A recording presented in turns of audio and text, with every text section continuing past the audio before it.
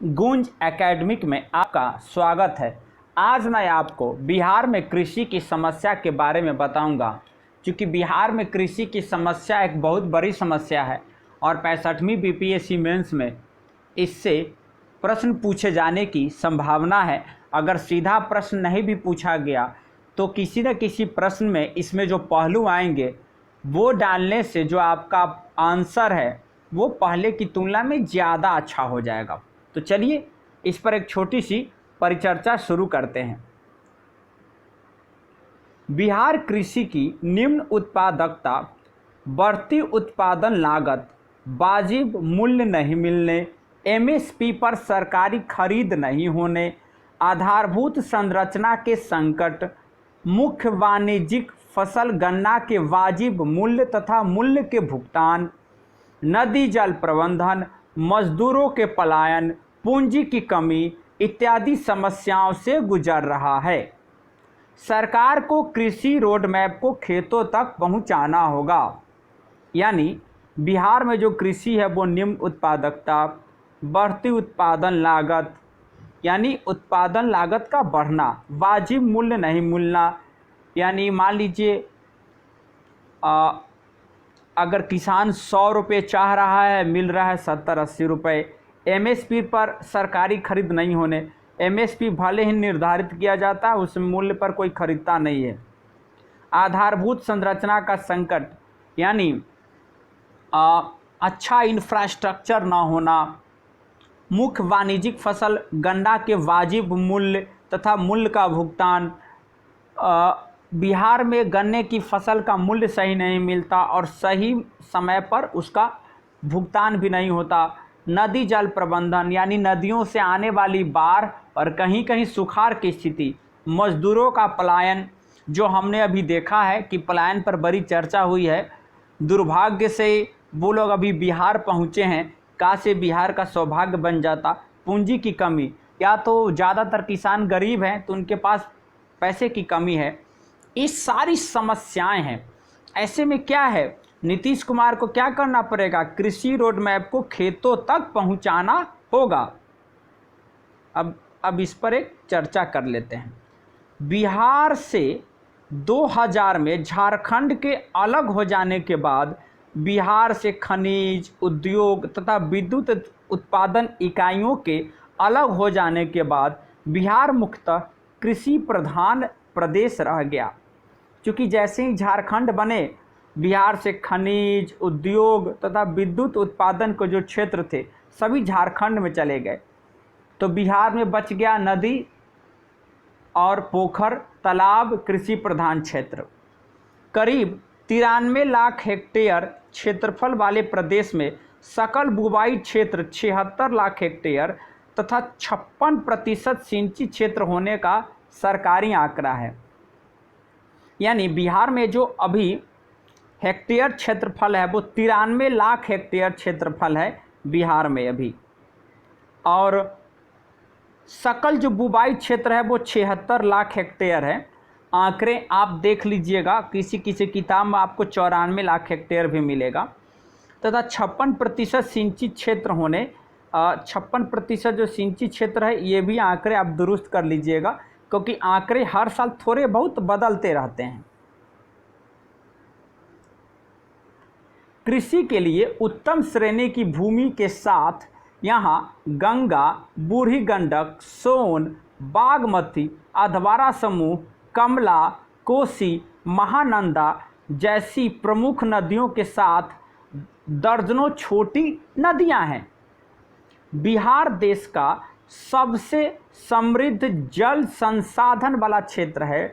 यहाँ की 90% आबादी गांवों में रहती है, जिसमें खेतिहर श्रमिकों की संख्या है। यानी खेतिहर श्रमिक सबसे ज़्यादा है, उनकी सबसे ज़्यादा संख्या है। यहाँ धान, गेहूँ, मक्का, दलहन के अलावा सब्जियों, फलों तथा वाणिज्यिक फसल गन्ना तथा जूट की भी खेती होती है। बावजूद इन सारी परिस्थितियों के बिहार की खेती तथा खेतिहर समस्याग्रस्त हैं। सोचिए, ये सब होने के बावजूद बिहार की खेती पिछड़ी हुई है और खेतिहर जो हैं यानी खेती करने वाले किसान, वो ढेर सारी समस्याओं से ग्रस्त हैं।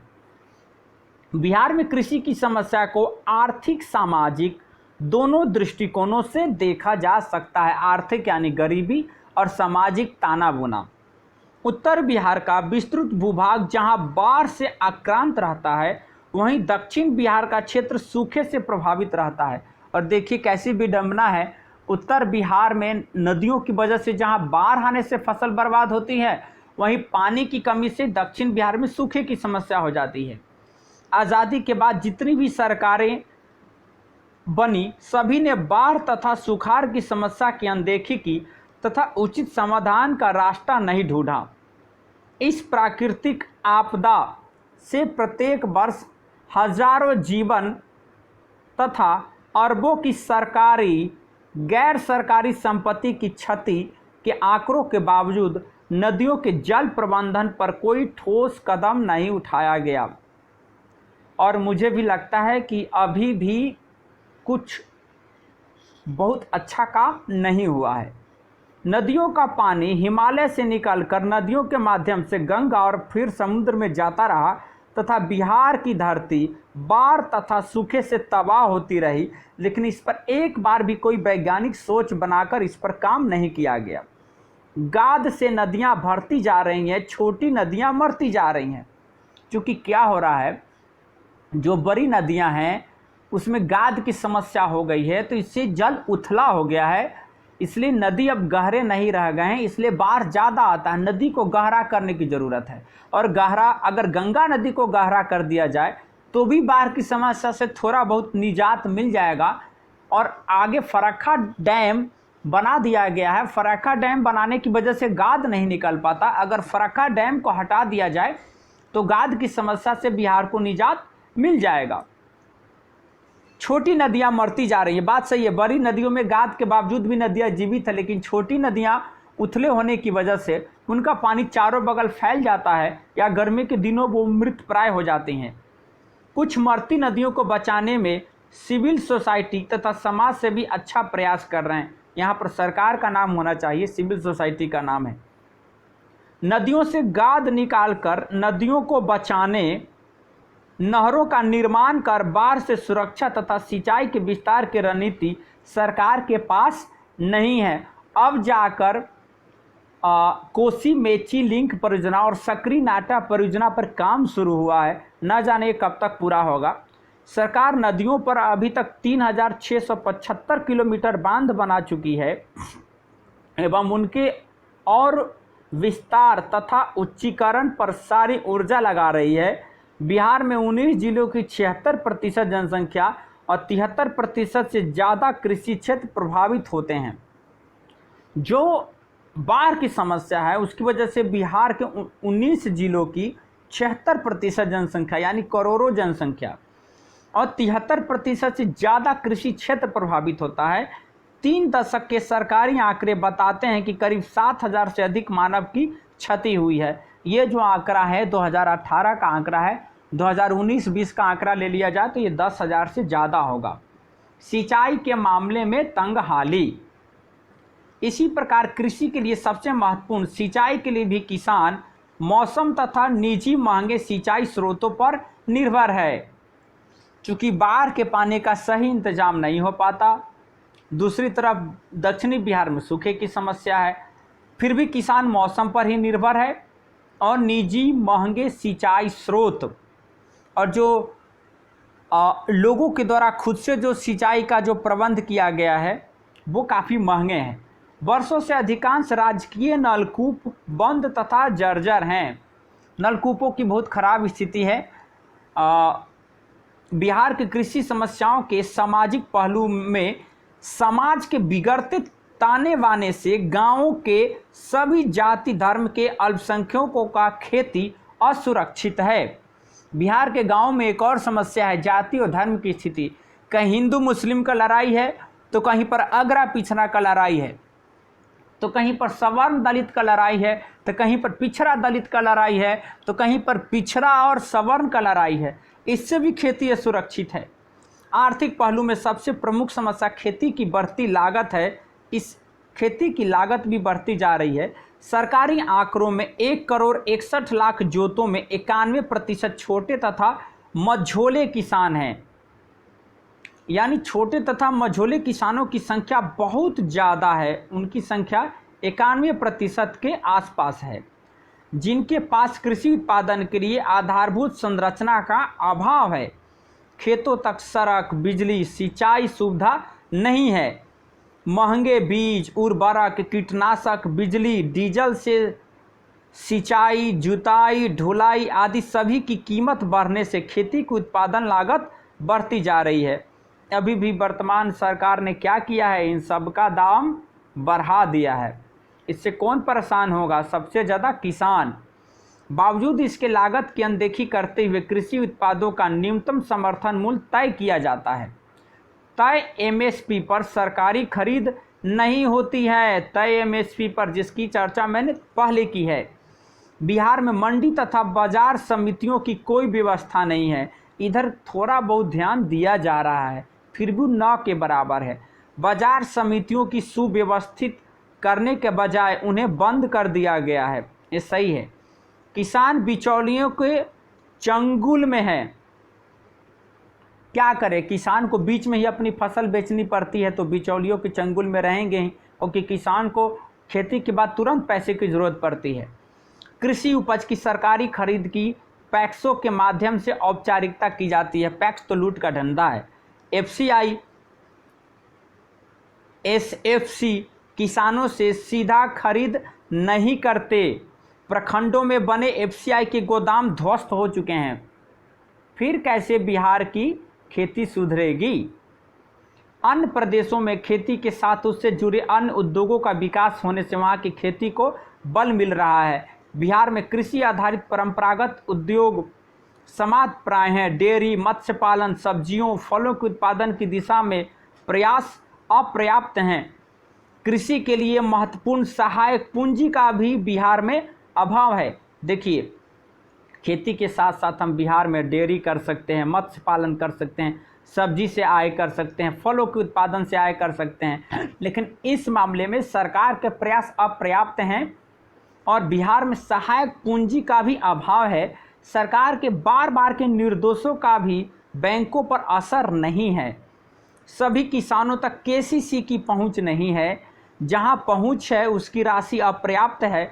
अधिकांश बैंकों द्वारा बगैर रिश्वत केसीसी नहीं बनता।